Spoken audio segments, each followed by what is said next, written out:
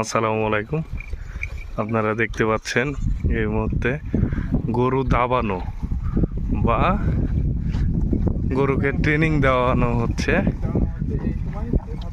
এভাবে যেন পরবর্তীতে কোনো সমস্যা না হয়, তাকে দিয়ে হাল চাষ করানো হয়।